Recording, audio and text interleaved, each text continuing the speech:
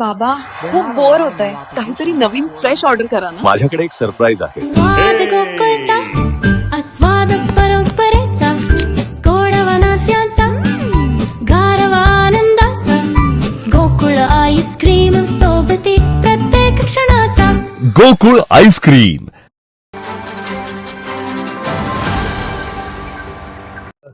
नाशिकमधला आज निकाल जर बघितला तर धक्कादायक निकाल आहे. कसं बघता या विधान परिषदेच्या या संपूर्ण निकालाकडे? नाशिकचा निकाल धक्कादायक नाही आहे. उमेदवारी देताना ज्या पद्धतीने पैशाचा मातब्बरपणा ज्याच्याकडे आहे, पैशाचा खजिना ज्याच्याकडे आहे, त्याला उमेदवारी दिल्यानंतर एक गीतेंसारखा निष्ठावंत आणि ज्याला एक आत्मविश्वास आहे, त्याने या निवडणुकीमध्ये सहभागी झाल्यानंतर त्याने जो अपेक्षित निकाल आहे तो मिळालेला आहे. त्यामुळे ज्यांना धक्का बसला त्याने पुन्हा गीतेनं आपल्या पदरात घेतलं आणि ज्यांना उमेदवारी दिली होती त्यांना लाथ मारून आकलून दिलं. आणि पुढच्या बैठकीला 4 आमदारांचा बहुमत असल्याचं पाहायला मिळतंय. पुन्हा एकदा काही ऑपरेशन टाकायची आहे का?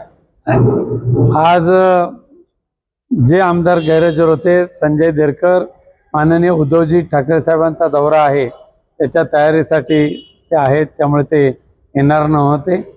आणि बाकीचा पहिलाच दिवस आहे त्यामुळे साहजिकच आहे ॲबसेंटीज वगैरे होते.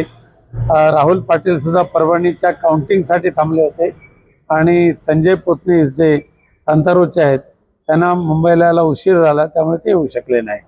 एकनाथ शिंदेने आज असं सांगितलं की 4 वर्षापूर्वी याच दिवशी शिवसेनेमध्ये पहिलं बंड झालेलं होतं आणि आज पुन्हा एकदा दुसरा टप्पा सुरू झाला.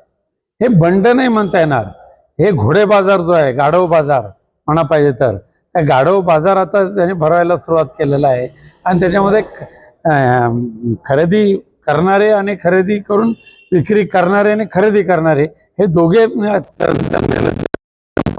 बाजारामध्ये सहभागी झालेले असतात.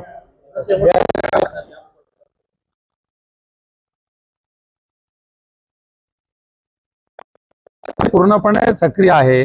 पक्षप्रमुख उद्धवजी ठाकरेंचा सातत्याने सर्वांशी संपर्क चालूच असतो, पण ज्यांनी स्वतःला विकायला ठेवलेलं आहे त्यांच्या समोर जर 85 खोक्यांचा भली मोठी रास उभी केली तर ते सर्वांना विसरतात. आता नांदेडचा एक हिंगोलीचा खासदार त्याने स्वतःच्या मुलाच्या निवडणुकीला लाथ मारली आणि स्वतःला बाजारात विकायला ठेवलं होतं, ते विक्री करून गेले तिकडे. मुलगा पडला तरी चालेल पण स्वतःचे 80-85 मिळाले बस झाले. अशा प्रवृत्ती ज्या ठिकाणी राजकारणात आल्या आहेत त्या ठिकाणी काय आणखी पुढे सांगणार.